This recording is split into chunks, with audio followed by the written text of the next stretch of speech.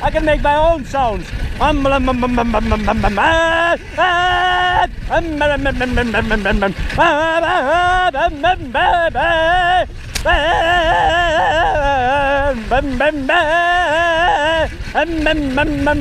Oh, ten een voorstrook.